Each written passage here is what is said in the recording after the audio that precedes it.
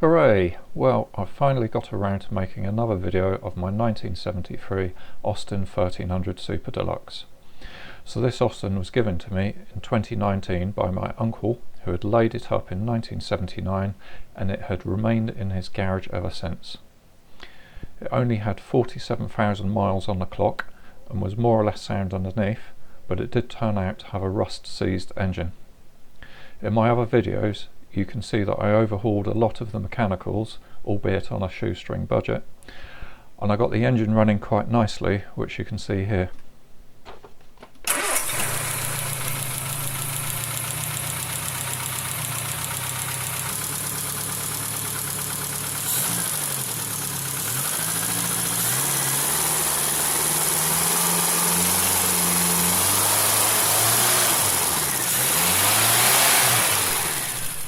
Lovely job.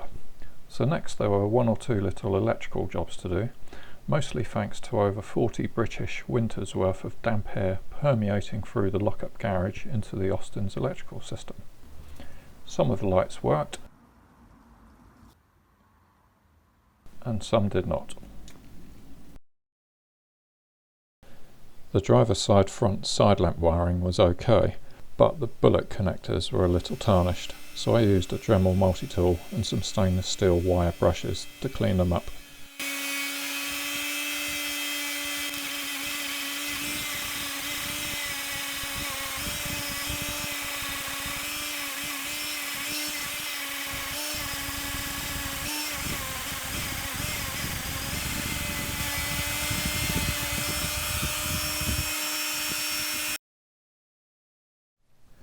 Cleaning the sockets worked well with the smaller brushes, but there was a completely corroded bullet on the passenger side that needed replacing.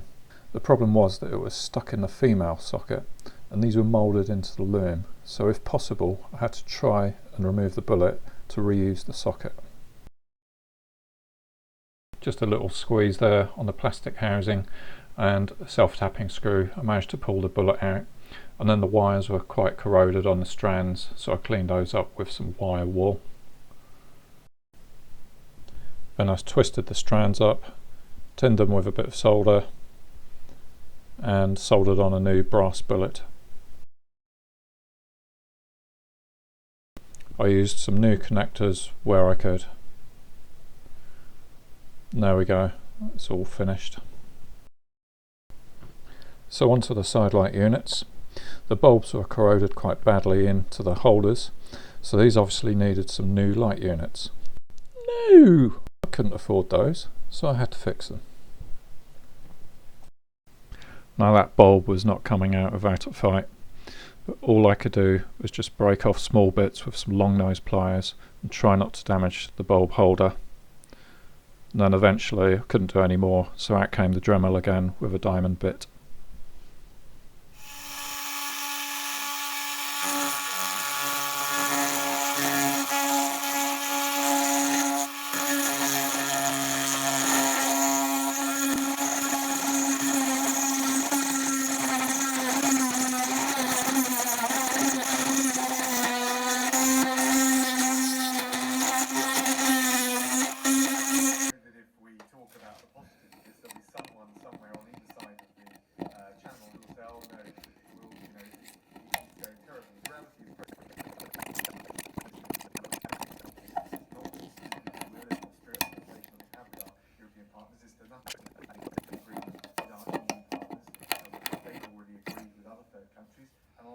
Given the profound uncertainties that Professor McLean talks about, we're going to be opening their schools anytime soon.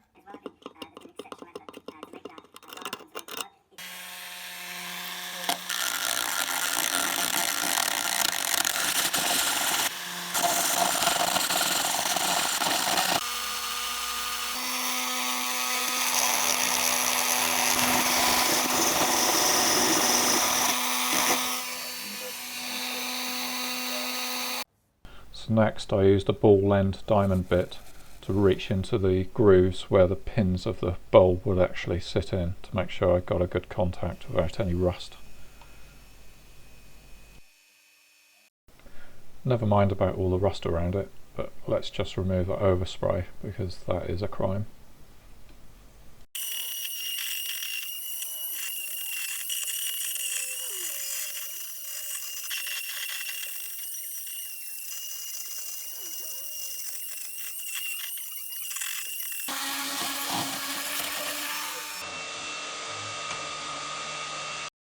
So a quick test, and it looks like we're in with a chance.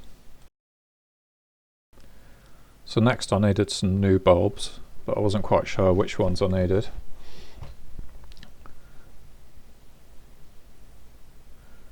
The side said 12 volts, 5 watts. So I had a look in the manual, and this implied that they are actually 6 watts, but the code was there, GLB 989s.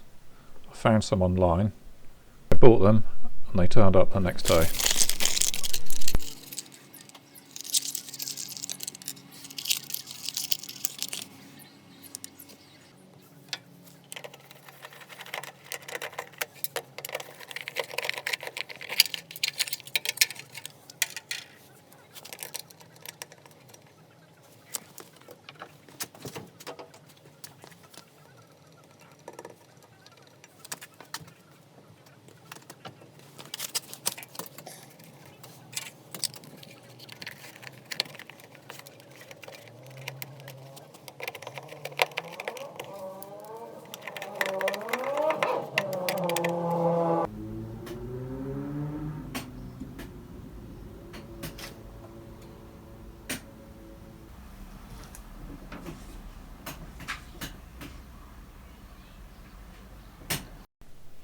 The headlamps were the old sealed beam type. One of them was working, the other one wasn't, so I decided I just went and bought some Lucas halogen H4 units.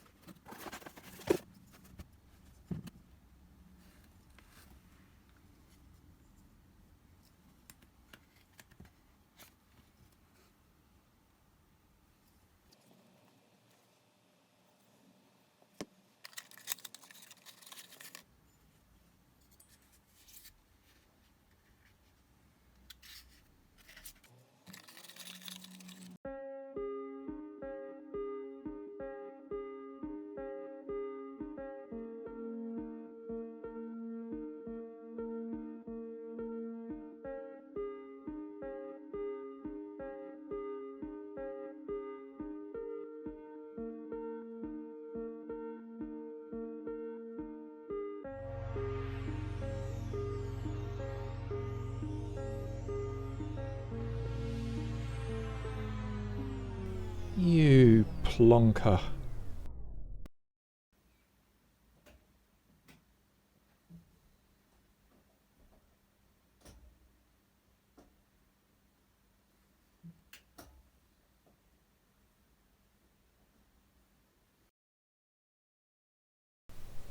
So another little job I did was to clean up the fuse box. It's essentially probably okay, good working order, but it just needed a clean up.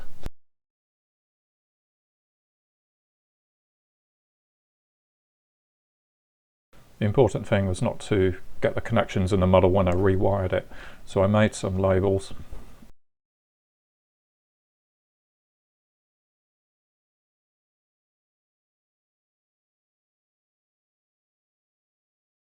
Stuck them on the wires, and then I took a photo for reference.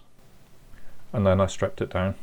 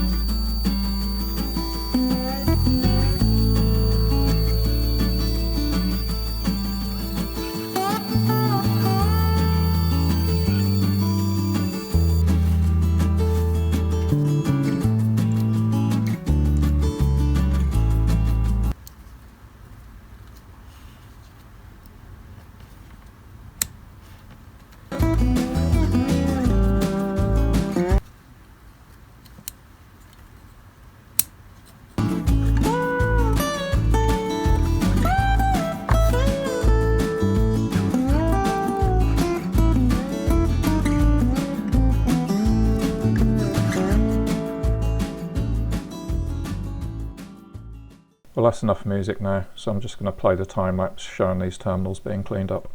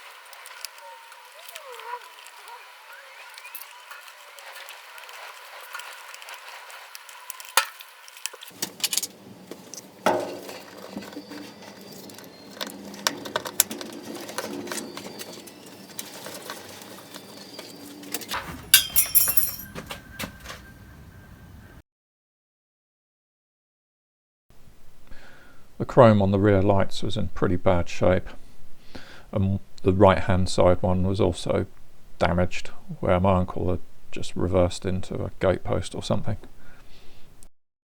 So I managed to find a couple of cheap lights off of eBay and I fitted those.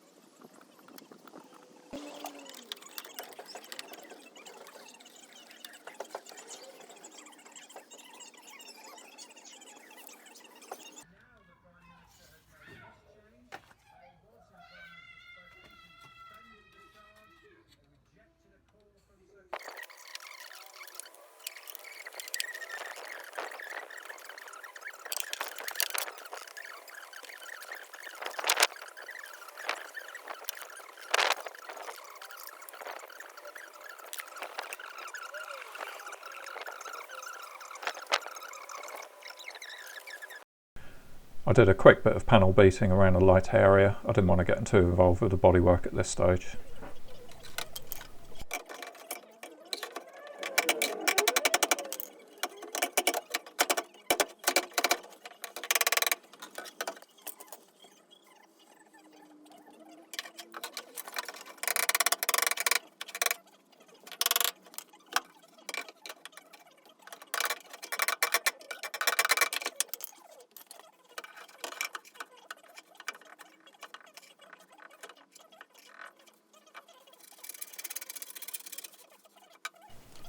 So as you can see, I did enough just to get the light to sit flat so it wouldn't leak any water inside the car.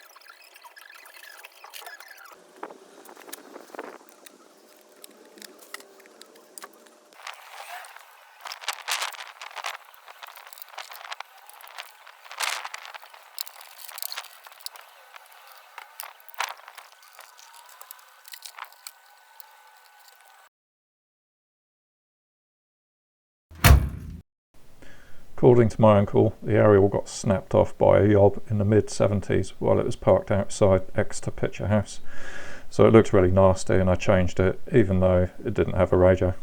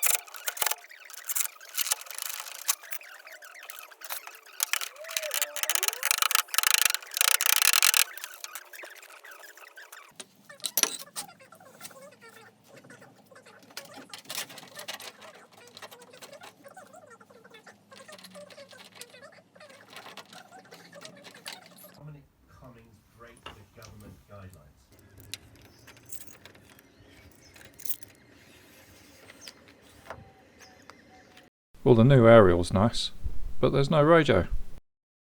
Well, look what my dad found at a car boot sale recently.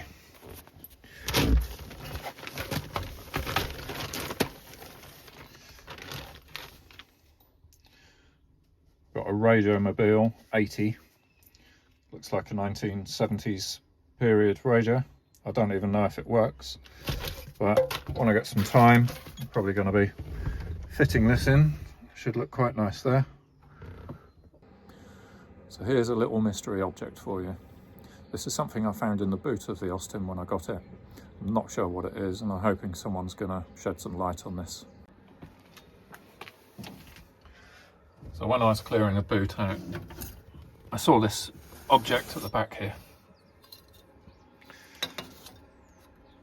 And it's made out of aluminium. It's got a, looks like a steel boss on there, so it's obviously meant to rotate and spin around like some kind of indicator.